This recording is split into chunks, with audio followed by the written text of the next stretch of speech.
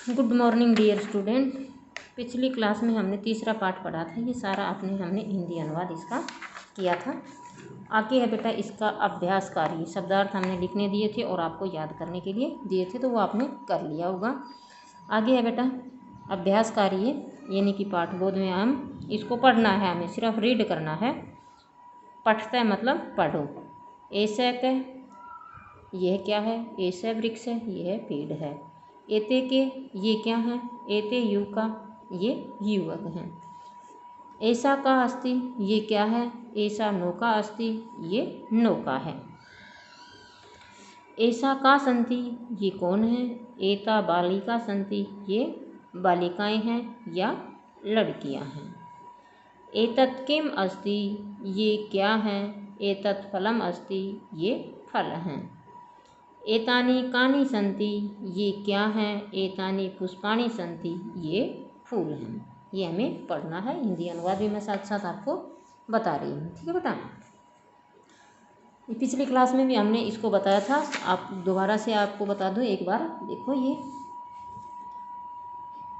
ये ऐसा पुल्लिंग के लिए, ऐसा स्त्रीलिंग के लिए और एतत् नपुंसकलिंग के लिए, ठीक है।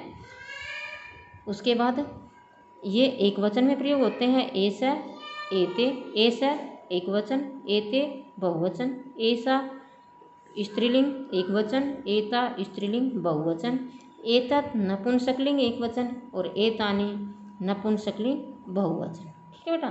तो ये आपको ध्यान रखना। जब आपको ये डायग्राम ध्यान रहेगा तो आप अभ्यास कार्य में कोई दिक्कतें नहीं आएगी, ठीक है बेटा। तो ये है ऐसा क अस्ति। तो ऐसा मतलब ये पुल्लिंग में है, क ऐसा एक वचन में आ रहा है, तो ऐसा गज अस्ति ये हाथी है।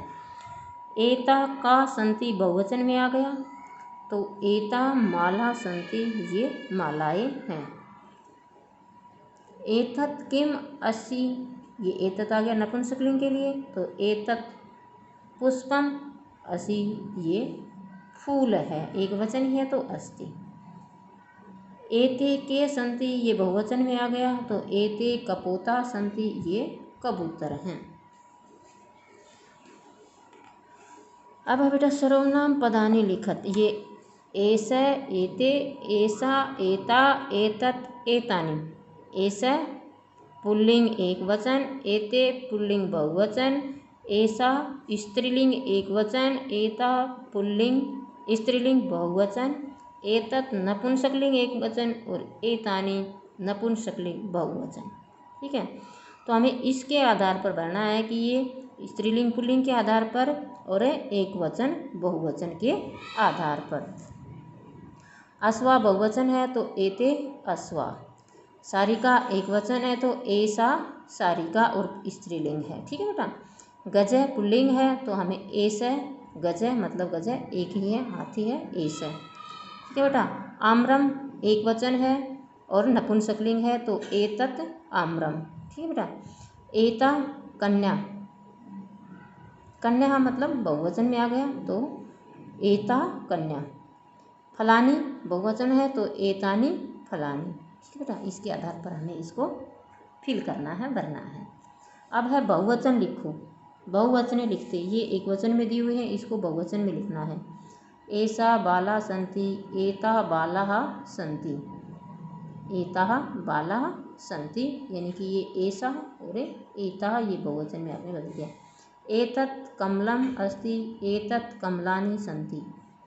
ऐसा नर अस्ति, एते नरा संति। देखो बेटा हमें जो बहुवचन के अंदर बदलना है उसमें हमने किस किस को बदला है। ये ऐसा तो एक वचन के लिए आता है स्त्रीलिंग में, तो हमने एता बना दिया इसका। बाला एक वचन है, इसको हमने बहुवचन बना दिया बाला।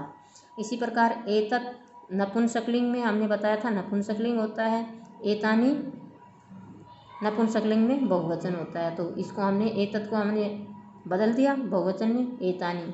कमलम एक वचन है तो इसको भी हमने बहुवचन बदल दिया कमलानी। नर ऐसा, ऐसा एक वचन है तो इसका बहुवचन हो जाएगा एते, तो हमने एते भर दिया। नर एक वचन है तो नरा हमने बहुवचन बना दिया। अस्ति एक वचन के लिए आता है तो हमने संति कर दी, ठीक है बेटा।